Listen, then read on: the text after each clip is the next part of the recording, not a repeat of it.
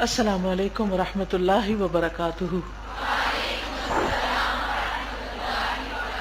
کیا حال ہے سب کا؟ سب کو کتاب مل گئی؟ سب کے پاس ہونی چاہیے، دکھائیے۔ ماشاء اللہ۔ نحمده ونصلی علی رسولہ الکریم، اما بعد فاعوذ باللہ من الشیطان الرجیم، بسم اللہ الرحمن الرحیم، رب اشرح لی صدری ویسر لی امری واحلل عقدۃ من لسانی یفقہوا قولی۔ اللہ سبحانہ و تعالیٰ کا لاکھ لاکھ شکر ہے کہ اس نے ہمیں اسلام پر پیدا کیا، ہمیں بن مانگے اسلام کی نعمت اور دولت عطا کی، اور اس کے ذریعے ہمیں جینے اور مرنے کے ڈھنگ سکھائے، زندگی کیسے گزارنی ہے اس کا طریقہ بتایا، اور موت کیسے آئے گی، موت کے وقت کیا کرنا ہے، موت کے بعد کیا کرنا ہے، اور پھر اس کے بعد کے مراحل کیا ہیں، ان کے بارے میں ہمیں بہترین رہنمائی اور بہترین آگاہی دی، بہترین سلیقہ سکھایا۔ اب یہ ہمارا فرض بنتا ہے کہ ہم اس سے پوری طرح آگاہی حاصل کریں، ان طریقوں کو اختیار کریں جو ہمارے لیے فائدہ مند ہیں، اور ان طریقوں کو چھوڑ دیں جو ہمارے لیے نقصان دہ ہیں، خواہ وہ ہماری زندگی سے متعلق ہے یا ہماری موت سے متعلق، کیونکہ موت ایک اٹل حقیقت ہے، ایک ایسی حقیقت کہ جس کے بارے میں دنیا کے دو لوگوں کے درمیان بھی اختلاف نہیں۔ یہ وہ واحد ایسی چیز ہے جو ہر اختلاف سے بالا ہے، ہر شخص کو اس بات کا یقین ہے کہ اس نے مرنا ہے، بالکل ایسا ہی یقین جیسا اسے اپنی زندگی پر یقین ہے کہ اس وقت میں زندہ ہوں، ایسے ہی ایک دن ہم سب کی موت آئے گی۔ بعض اوقات بیماری کے بعد موت آتی اور بعض اوقات اچانک موت آ جاتی۔ کل نفس ذائقۃ الموت، ہر شخص کو موت کا مزہ چکھنا ہے۔ قل لن ينفعكم الفرار ان فررتم من الموت او القتل، کہہ دیجئے تمہیں بھاگنا ہرگز فائدہ نہ دے گا، موت سے فرار یا قتل سے فرار ہرگز فائدہ نہ دے گا اگر تم بھاگنا بھی چاہو۔ اگر ہم سب مل کے ساری زندگی بھی یہ دعا کرتے رہے کہ یا اللہ ہمیں موت سے بچا لے، تم بچ نہیں سکتے، ہمیں لازماً یہ پیالہ پینا ہے، ہمیں اس راستے سے گزرنا ہے۔ عقل مند وہ ہے جو اس کی تیاری کر لے، نہ صرف یہ کہ اپنے لیے بلکہ اپنے پیاروں کے لیے بھی جو ہمارے ہاتھوں، ہمارے سامنے، ہماری زندگی میں دنیا سے جاتے ہیں۔ بہت دفعہ ایسا ہوتا ہے کہ اچانک گھر میں وفات ہو جاتی ہے، بہت لوگوں کے ساتھ ایسا معاملہ پیش آتا ہے، اور اس وقت ان کو سمجھ نہیں آتی کہ انہیں کرنا کیا ہے۔ ایسی جگہوں پہ مجھے جانے کا اتفاق ہوا، ایسی چیزیں میرے مشاہدے میں آئیں، اور ان لوگوں کی گھبراہٹ اور پریشانی اور ان کے میسیجز کہ وفات کو اتنی دیر گزر چکی ہے، کچھ سمجھ نہیں آ رہی کہ کیا کریں، غسل کے لیے کس کو بلائیں، اب ہمیں کیا کرنا چاہیے کیا نہیں۔ پھر ہوتا یہ ہے کہ جو بھی کوئی شخص مل جاتا ہے، وہ جو بھی مشورہ دیتا ہے، جو بھی رائے دیتا ہے، اس کو اختیار کر لیا جاتا ہے۔ اس وقت یہ نہیں دیکھا جاتا کہ ہمارا رب ہم سے کیا چاہتا ہے، ہمارا دین ہم سے کیا چاہتا ہے، اور ہمیں کیا کرنا چاہیے۔ اس وقت صرف سنی سنائی باتوں پر اور مختلف رسموں پر عمل کر لیا جاتا ہے۔ تو اس سے بچنے کے لیے ہم نے یہ کتابچہ تیار کیا ہے جس میں وہ ضروری چیزیں بتا دی گئی ہیں کہ جو موت کے وقت پیش آتی ہیں، اس وقت کو کیسے ڈیل کرنا ہے، اس وقت کیا کرنا ہے کیا نہیں کرنا، کون سی دعائیں مانگنی ہے، اگر غسل دینا ہے میت کو تو کس طرح دینا ہے، اور اگر کفن پہنانا ہے تو کیسے پہنانا ہے، اور جب فوتگی ہو جائے تو اس کے بعد جنازہ کیسے ہوگا۔ اگرچہ ہم خواتین پر جنازہ فرض نہیں ہے، لازم نہیں ہے، لیکن آپ کے بیٹوں، آپ کے بھائیوں، آپ کے گھر کے مردوں کو بھی بہرحال اس سارے طریقے کا معلوم ہونا چاہیے، ان کی رہنمائی بھی کی جا سکتی ہے۔ اسی طرح مرنے کے بعد کیا چیز مرنے والے کو فائدہ دیتی ہے، یعنی ایصال ثواب کیسے کیا جائے، اور کیا چیزیں ہمیں فائدہ دیتی ہیں، ان پر مختصر سا یہ کتابچہ ہے جو آج ہم سب مل کر پڑھیں گے۔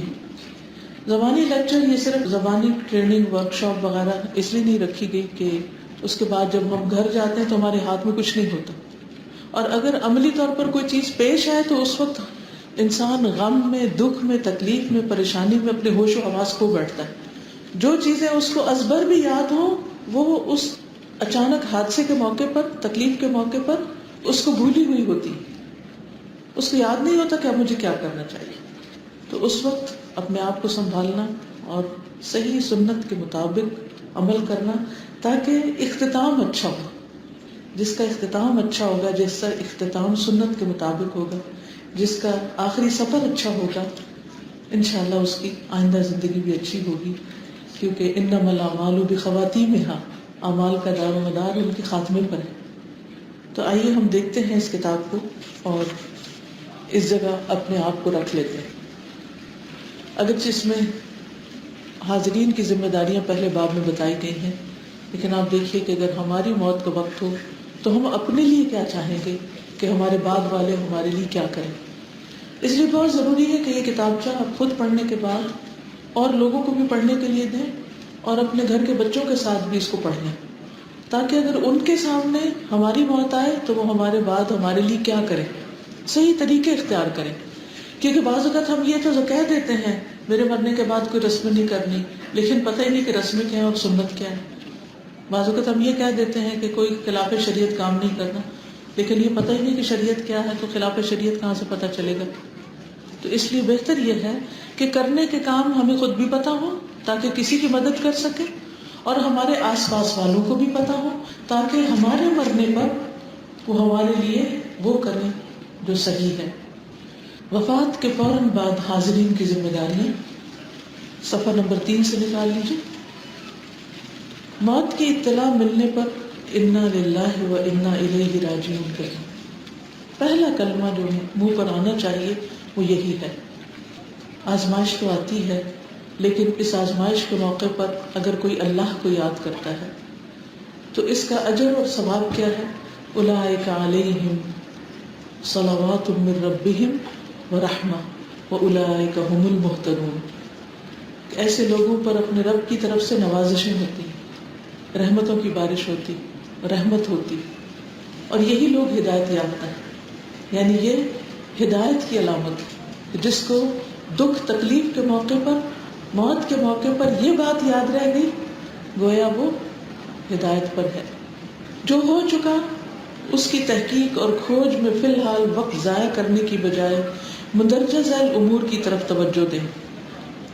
یعنی یہ کیوں ہو گیا، کیسے ہوا، اور ادھر ادھر توجہ کرنے کے بجائے یہ کام کریں. مرنے والے کی آنکھیں فوراً بند کر دیں اور ہاتھ پاؤں سیدھے کر دیں، یعنی اس کو بالکل اسٹریٹ لٹا دیں. ایک چوڑی سی پٹی میت کی تھوڑی کے نیچے سے، یعنی یہاں سے لے کر نیچے سے، تھوڑی کے نیچے سے لے کر گزارتے ہوئے سر پر اس کو باندھ دیں تاکہ منہ کھلا نہ رہے. دونوں پاؤں قریب کر کے ایک اور پٹی کی مدد سے باندھ دیے جائیں، یعنی ان کے انگوٹھے آپس میں باندھ دیے جائیں یا پاؤں کو آپس میں ریپ کر دیا جائے. بعد میں غسل کے وقت یہ پٹیاں کھول دی جائیں. ان کی حکمت کیا ہے؟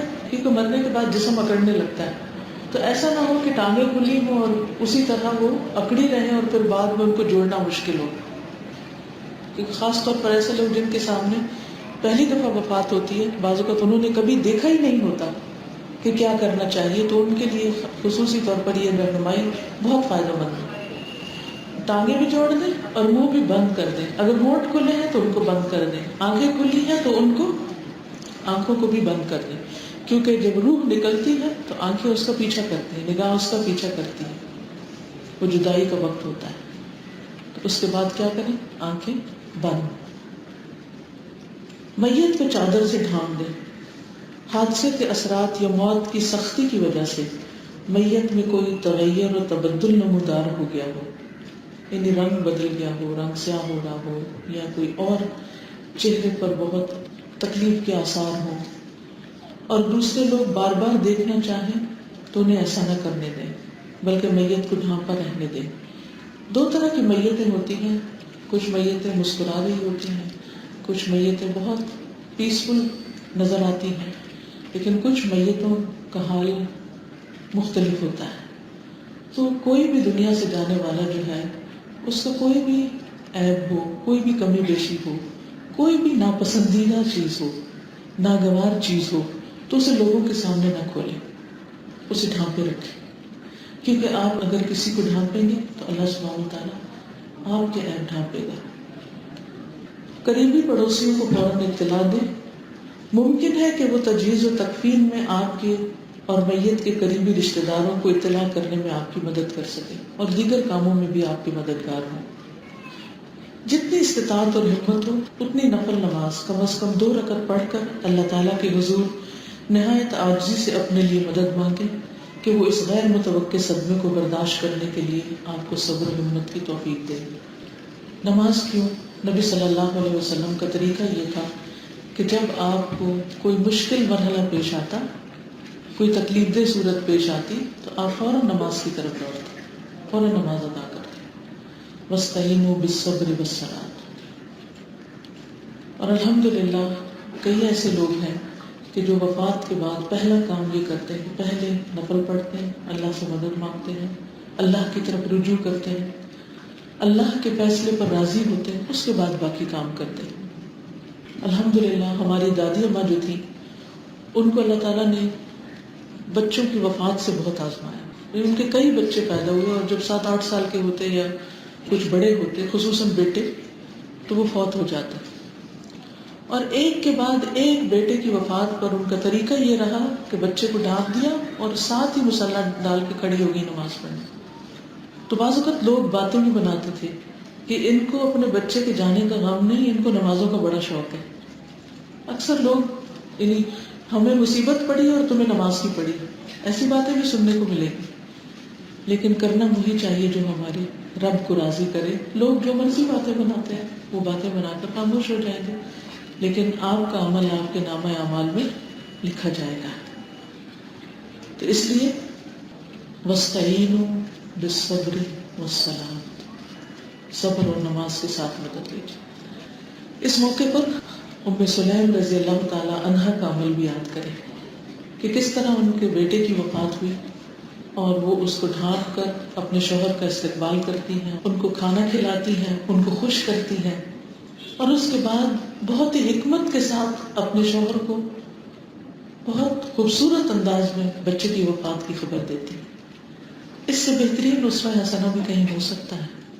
یعنی ایک ماں کا ایسا کردار، کیونکہ بچے سے محبت ایک ماں کو سب سے زیادہ ہوتی ہے، لیکن اس موقع پر اپنے ہوش و حواس کو قائم رکھ کر یہ سارا عمل کرنا بہت بڑی دل بردی کی بات ہوتی ہے۔ تو اس کے لیے ایسے ہی کردار کو اختیار کرنے کی ضرورت ہے، کیونکہ باویلا کرنے سے، چیخنے چلانے سے، بہت زیادہ شور مچانے سے، اللہ سبحانہ وتعالیٰ سے شکوے شکایت کرنے سے بچہ واپس نہیں آ سکتا۔ لیکن آپ کا یہ طرز عمل ایک ایک لمحہ اس کا ریکارڈ کیا جا رہا ہے اللہ کے حضور، اور جتنا بہترین طرز عمل ہوگا اتنا ہی بہترین ریوارڈ ہوگا، اور وہ ہمیشہ کے لیے ہوگا۔ خصوصاً جب کسی بچے کی وفات ہوتی ہے اور فرشتے جان لے کر جاتے ہیں تو اللہ سبحانہ وتعالیٰ پوچھتے ہیں کہ میرے بندے نے اس موقع پر کیا کہا، تو کہتے ہیں کہ اس نے الحمدللہ کہا، تو اللہ تعالیٰ فرماتے ہیں میرے اس بندے کے لیے جنت میں ایک گھر بنا دو جس کا نام بیت الحمد رکھو، یعنی خاص طور پر جنت میں ایک گھر کی بشارت اس کو دی جاتی ہے جو اس موقع پر صبر سے کام لے۔ آپ سب ماشاءاللہ دین کے طالب علم ہیں، قرآن پڑھنے والے ہیں، سنت کا مطالعہ کرنے والے ہیں، تو یہ سب علم صرف کتابوں کی حد تک نہیں ہونا چاہیے، اس علم کو ہمارے عمل میں بھی ڈھلنا چاہیے۔ اور عمل میں آنے کی بہترین صورت کیا ہے کہ زندگی میں یہ موت کے واقعات اور یہ سب تکلیف دہ چیزیں تو پیش آتی ہیں، ان موقعوں پر بہترین صبر و تحمل سے کام لیا جائے اور صحابیات کے طریقے کو اختیار کیا جائے۔ پیج 4 ہے، میت کے چھوڑے ہوئے مال میں سے کفن دفن کے اخراجات پورے کر لیں، اور اگر اس کے اپنے پاس اس کا چھوڑا ہوا مال نہ ہو تو پھر باقی لوگ مل کر ادا کرتے ہیں ان اخراجات کو۔ اس کے بعد میت کے ذمے کوئی قرض، ادھار یا کسی قسم کے واجبات ہوں جن کا آپ کو علم ہو تو ان کی ادائیگی اس کے بقایا مال میں سے کر دیں۔ بالفرض میت نے اتنا مال نہیں چھوڑا کہ یہ تمام اخراجات پورے ہو سکے تو رشتہ دار اور دوسرے مسلمان اس کی طرف سے یہ ادائیگی کرتے ہیں، یعنی دوسروں کا فرض بنتا ہے کہ وہ پھر مل جل کر اس کا قرضہ وغیرہ اتار کے اس کی ضرورت پوری کریں۔ میت نے اگر وصیت لکھ رکھی تھی تو جلد از جلد پڑھ لی جائے۔ ہو سکتا ہے کوئی بروقت کرنے والا کام ایسا ہو جو اس کی خواہش کے مطابق ہو جائے، مثلا اسے بچوں میں سے کسی خاص بچے سے غسل کرانے کی تمنا ہو، یا نماز جنازہ کی امامت کے لیے اس نے دیندار بھائی یا دوست سے درخواست کی ہو، یا اس نے خاندان والوں کو اس موقع پر غیر شرعی رسموں سے منع کیا ہو، تو کچھ بھی شروع کرنے سے پہلے وصیت نامہ پڑھ لیا جائے کہ میت کی خواہشات کیا تھیں۔ وصیت میں اگر کسی ایسی خواہش کا اظہار کیا گیا ہے جو شریعت سے ٹکراتی ہے تو اس پر عمل نہیں کیا جائے گا۔ عزیزوں کے بروقت پہنچ جانے پر دفنانے کی جگہ اور نماز جنازہ کو وقت باہم مشورے سے متعین کر لیں، لیکن دور دراز کے رشتہ داروں کے انتظار میں تاخیر کرنے یا سرد خانے میں ڈلوانے کی بجائے جلد دفنانے کے انتظامات کریں۔ کوشش کی جائے کہ جس علاقے میں میت کی وفات ہوئی ہے اسے وہیں دفن کیا جائے۔ صحیح سنت یہی ہے، یعنی میت کو تاخیر سے نہ دفنایا جائے، جتنا جلدی دفنائیں گے اتنا ہی سنت کے مطابق ہوگا۔ میت کی طرف سے ماضی میں اگر کسی کی حد تلفی ہو گئی ہو تو جنازے کے شرکاء سے درخواست کریں کہ کھلے دل سے میت کو معاف کر دیں۔ شرکاء کی آمد و رفت کے پیش نظر اس درخواست کو دہراتے رہیں، نیز اس کی مغفرت کے لیے خود دعا کرنے کے علاوہ تعزیت کرنے والوں سے بھی دعا کی درخواست کریں۔ سہولت کے لیے مسنون دعا کی کاپیاں چھپوا کر آنے والوں کو پڑھنے کے لیے دی جا سکتی ہیں۔ اس کتابچے میں بھی دعائیں موجود ہیں، وہ بھی پڑھنے کے لیے دی جا سکتی ہیں۔ پھر ہے تعزیت اور تسلی۔ فوت ہونے والے کے قریبی رشتہ دار ایک دوسرے کو سنبھالتے ہوئے تسلی دیں کہ اللہ تعالیٰ کی طرف سے اسی میں خیر تھی، کیونکہ ہر ایک کا وقت اللہ نے اپنی حکمت کے ساتھ لکھا ہے کہ کب تک کسی کو دنیا میں رہنا ہے اور کب چلے جانا ہے۔ اللہ نے فوت ہونے والے کو دنیا کے فتنوں سے بچا لیا۔ دعا کریں کہ اللہ تعالیٰ اس کی نیکیوں کو قبول کرے اور اس کے گناہوں سے درگزر فرمائے۔ اسی کو تعزیت کہتے ہیں۔ تعزیت کرنا مسنون اور باعث اجر و ثواب ہے۔ نبی صلی اللہ علیہ وسلم نے فرمایا، جو شخص کسی مسلمان بھائی کی مصیبت پر اس کی تعزیت کرتا ہے تو اللہ تعالیٰ اس کے بدلے میں اسے قیامت کے دن عزت و کرامت کا لباس پہنائے۔ کتنی بڑی خوشخبری!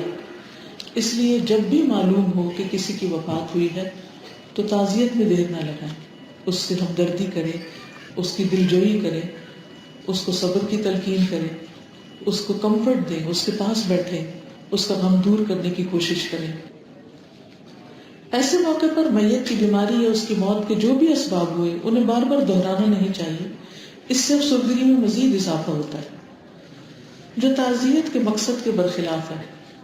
تعزیت کے لیے آنے والوں کا ہاتھ اٹھا کر میت کے لیے فاتحہ پڑھنے کا طریقہ، جس میں سورت فاتحہ، سورت اخلاص اور درود شریف پڑھ کر میت کو اس کا ثواب پہنچایا جاتا ہے، قرآن و سنت سے ثابت نہیں۔ کیونکہ سورت فاتحہ میں کیا ہے، کیا دعا کی جاتی ہے؟ اہدنا الصراط المستقیم، ہمیں سیدھا راستہ دکھا۔ تو میت کو اس سے کیا فائدہ ہوگا؟ مرنے والے کو اس دعا سے کیا فائدہ کہ یا اللہ تو ہمیں سیدھا راستہ دکھا۔ اب میت تو جس راستے پر تھی گزر گئی، اب تو اس کو ہدایت کی ضرورت نہیں، اب کس چیز کی ضرورت ہے؟ کامن سینس کیا کہتی ہے؟ کس چیز کی ضرورت ہے میت؟ بخشش کی۔ اب اس کے لیے بخشش کی دعا کرنی چاہیے۔ اسی طرح سورت الاخلاص میں کیا ہے؟ قل هو اللہ احد اللہ الصمد لم یلد ولم یولد ولم یکن لہ کفوا احد۔ کیا اس میں کوئی دعا ہے؟ کوئی دعا ہے اس میں؟ کوئی دعا نہیں۔ پھر قل اعوذ برب الفلق، کہہ دیجئے میں پناہ چاہتا ہوں صبح کے رب کی۔ اب وہ تو آپ اپنے لیے پناہ مانگ رہے ہیں، میت کو کیا فائدہ ہوگا اس سے؟ قل اعوذ برب الناس میں بھی یہی چیز ہے۔ تو جو کچھ آپ پڑھ رہے ہیں ان الفاظ کا تو میت سے کوئی تعلق بھی نہیں، یہ کوئی دعا نہیں ہے میت کے لیے۔ اسی طرح سورۃ فاتح اور یہ تمام چیزیں یہ آپ کو فائدہ دیں گی، میت کے لیے پڑھنے کے لیے نہیں ہے۔ اس موقع پر مسنون دعائیں آپ پڑھ سکتے ہیں، اور ویسے معمول کا ذکر آپ اپنے لیے کرتے رہیں، کیونکہ مومن کسی وقت بھی اللہ کی یاد سے غافل نہیں ہوتا، ہر وقت اللہ سبحانہ و تعالیٰ کو یاد کرتا ہے، اٹھتے بیٹھتے۔ الذین یذکرون اللہ قیاما وقعودا وعلی جنوبہم۔ عقل مند کون ہے؟ جو اللہ کا ذکر کرتے رہتے ہیں کھڑے اور بیٹھے اور اپنے پہلوؤں پر، یعنی لیٹے ہوئے بھی۔ رات کو بھی آنکھ کھل جائے تو اللہ کو یاد کرتے ہیں۔ رات کو آنکھ کھلنے پر اچانک جب آنکھ کھل جاتی ہے یا آپ سائڈ بدلتے تو آنکھ کھل جاتی ہے، تو کیا آپ کو معلوم ہے کون سی دعا پڑھنی چاہیے؟ اگر معلوم ہے تو بھی، اگر نہیں تو یاد دہانی کرا دیتی ہوں. بخاری کی حدیث ہے جس میں آتا ہے کہ جب اچانک رات کو آنکھ کھل جائے اور انسان پڑھے لا الہ الا اللہ وحدہ لا شریک لہ لہ الملک ولہ الحمد وہو علی کل شیء قدیر الحمد للہ وسبحان اللہ ولا الہ الا اللہ واللہ اکبر ولا حول ولا قوة الا باللہ. اس کے بعد اگر وہ کہتا ہے اللہم اغفر لی، اے اللہ مجھے بخش دے، تو اس کو بخش دیا جاتا ہے. اور اگر وہ نماز پڑھتا ہے یعنی اٹھ جاتا ہے اور اٹھ کے نماز پڑھتا ہے تو اس کی نماز قبول کی جاتی ہے. تو آپ اپنی بخشش کے علاوہ کوئی بھی آپ کی زندگی میں مسئلہ ہو، کوئی پریشانی ہو، کوئی دکھ ہو، کیونکہ بعض اوقات ایسا بھی ہوتا ہے کہ اچانک آنکھ کھل جاتی ہے پھر نیند بھی نہیں آتی. سب کے ساتھ یہ ایکسپیرینس ہوا ہوگا کہ کبھی کبھار ایسے بھی ہو جاتا ہے. اور خاص طور پر اگر رات کے تیسرے حصے میں ہو، رات کے آخری تیسرے پہر میں، تو اس وقت اللہ سبحانہ وتعالیٰ پکار رہا ہوتا ہے کوئی جو مجھ سے مانگے تو میں اسے دوں، ہے کوئی جو مجھ سے بخشش مانگے تو میں اس کی بخشش کر دوں. تو اس وقت اس بات پہ اپنی خوش قسمتی سمجھیں کہ اللہ نے آپ کو ایسے وقت میں جگا دیا ہے کہ آپ اس سے دعائیں کر سکتے ہیں، راز کی باتیں کر سکتے ہیں. کیونکہ دن کے جھمیلوں میں تو آپ کو فرصت نہیں ملتی، تنہائی نہیں ملتی کہ آپ اللہ تعالیٰ سے اپنے دل کی باتیں کر سکیں، اپنی دلی دعائیں مانگ سکیں، اپنے رب کو یاد کر سکیں، اپنے رب کو راضی کر سکیں. تو وہ وقت ایسا ہوتا ہے جب سب سو رہے ہوتے ہیں، رات کا اندھیرا چھایا ہوا ہوتا ہے اور آپ کو مکمل تنہائی اور خاموشی میسر آتی ہے. تو چپ کے دل ہی دل میں آہستہ آہستہ اپنے رب سے سرگوشیاں کیا کریں، اپنے رب سے مناجات کیا کریں، اپنی بخشش کی، دوسروں کی بخشش کی، اپنی موت کی آسانی کی، قبر کی روشنی کی، اور حشر کے دن حساب کتاب میں آسانی کی دعائیں کیا کریں. کیونکہ یہ سارے وقت ہمیں پیش آنے ہیں، ہمیں ان سے گزرنا ہے. اس وقت پھر ہمارے ساتھ کوئی نہیں ہوگا. جیسے رات کی تنہائی میں کوئی نہیں ہوتا، سب سو رہے ہوتے ہیں تو ہم پھر کسی کو جگا بھی نہیں سکتے کہ مجھے نیند نہیں آ رہی تم سب بھی اٹھ جاؤ. ایسا تو نہیں ہوتا نا، ہم خود کو ہی برداشت کرتے ہیں. تو اسی طرح موت کے وقت جو کچھ ہوگا وہ بھی اکیلے برداشت کرنا ہے. چاہے سارے رشتے دار دارا بنا کے ہمارے آس پاس کھڑے ہوں چارپائی کے، کوئی کچھ نہیں کر سکتا. اسی طرح قبر کے اندر بھی کوئی کچھ نہیں کر سکے گا. اسی طرح بھی حشر کے اندر کوئی کسی کے کام نہیں آئے گا. تو ان لمحوں کو یاد کر کے، اس سفر کو یاد کر کے اپنے لیے خوب دعائیں مانگا کریں اور کوشش کریں ہر رات دعاؤں کے لیے کچھ وقت ضرور نکالیں.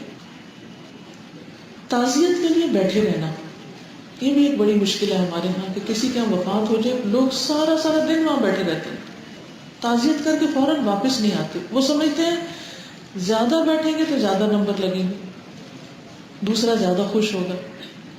نہیں، اگر واقعی آپ ان کا کوئی کام کر رہے ہیں یا آپ کے بیٹھنے سے ان کو کوئی تسلی اور تسکین ہو رہی ہے تو ٹھیک ہے آپ کچھ دیر بیٹھ جائیں، لیکن لمبی سٹنگ مناسب نہیں.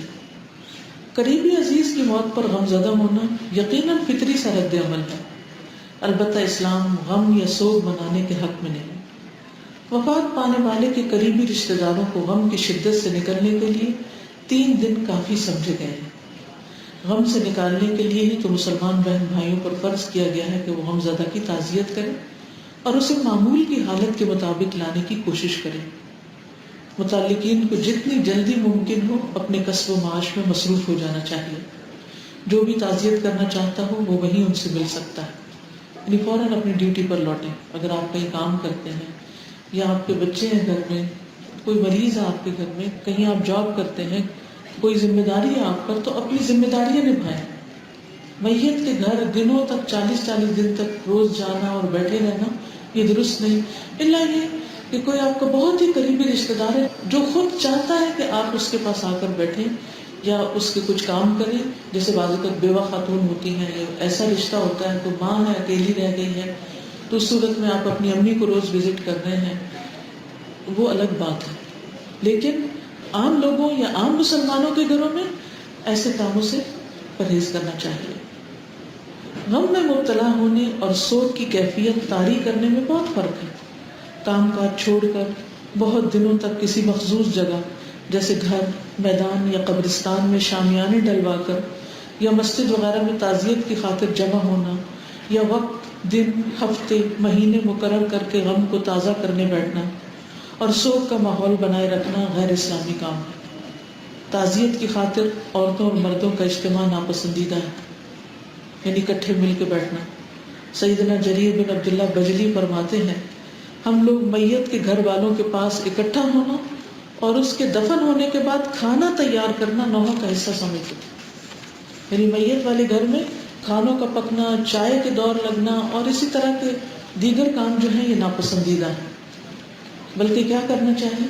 قریبی رشتہ داروں کو کھانا بھیج دینا چاہیے، جیسے نبی صلی اللہ علیہ وسلم نے حضرت جعفر کی شہادت کے موقع پر کہا تھا کہ آج ان کو غم نے آ گھیرا ہے تو ان کے لیے کھانا بھجوایا جائے۔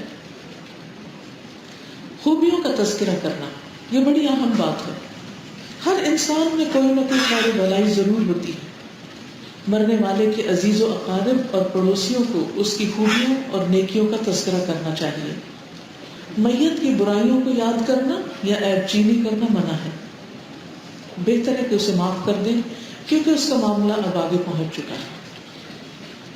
اچھی بات کرنا میت کے بارے میں یہ اس کے حق میں لکھی جاتی، اس کی بخشش کا ذریعہ بنتی، اس کی نجات کا ذریعہ بنتی۔ تو اگر میت نے آپ کے ساتھ کوئی احسان کیا ہو، کوئی اس کی اچھی عادت ہو، کوئی چیز اس سے آپ نے سیکھی ہو دین دنیا کی، کسی بھی طرح آپ سمجھتے ہیں کہ اس سے آپ کو کوئی فیض اور خیر بھلائی پہنچی ہے، تو اس کا ذکر دوسروں کے سامنے ضرور کریں۔ اس کا ایک فائدہ تو میت کو ہوتا ہی ہے، لیکن ایک اور فائدہ بھی ہوتا ہے، اور وہ کیا کہ جو دوسرے حاضرین مجلس ہوتے ہیں وہ بھی دوسرے کے اچھے طرز عمل سے سیکھتے ہیں۔ مثلا اگر کوئی شخص صدقہ خیرات کرتا ہے اور فوت ہو جاتا ہے، یعنی صدقہ خیرات کرنے میں بہت اچھا تھا، فوت ہو گیا، خفیہ صدقہ کرتا تھا، کسی کو بھی نہیں پتا تھا۔ بعض لوگوں کے بارے میں بعد میں سننے میں آتا ہے کہ وہ بیواؤں کا انہوں نے وظیفہ مقرر کر رکھا تھا، یتیم بچوں کو پڑھاتے تھے، کسی یتیم گھر کا خرچہ اٹھا رکھا تھا، کہیں اور بیواؤں بے کسوں کی مدد کرتے تھے۔ گھر والوں کو بھی بعض اوقات نہیں پتا ہوتا، تو وہ لوگ آ کے جب بتاتے ہیں کہ ہمارے ساتھ اس نے یہ اور یہ بھلائی کی، تو اس سے جو دوسرے سننے والے ہوتے ہیں جو ایسے خیر کے کام نہیں کر رہے ہوتے، ان کو بھی شوق آتا ہے کہ ہم بھی خیر کے کام کریں تاکہ ہمارے مرنے کے بعد ہمارے حق میں بھی نیک گوائیاں ہوں اور ہم بھی اپنے لیے پیچھے کچھ صدقہ جاریہ چھوڑ جائیں۔ تو اس لیے جو بات نکالیں اچھی نکالیں۔ اسی طرح انسان کے اندر کمزوریاں بھی ہوتی ہیں، اگر آپ کی کوئی ناراضگی ہے یا کوئی تکلیف پہنچی ہے کسی سے تو وہ معاف کر دیں، دل بڑا کریں۔ کیوں؟ اس لیے الا تحبون ان یغفر اللہ لکم، کیا تم نہیں پسند کرتے کہ اللہ تعالیٰ تمہیں معاف کر دے؟ ہم سب اپنے لیے یہی چاہتے ہیں، اس لیے ہمیں دوسروں کو معاف کرتے رہنا چاہیے، اور خصوصاً جب کوئی فوت ہو جائے تو پھر تو دل سے نکال دینا چاہیے۔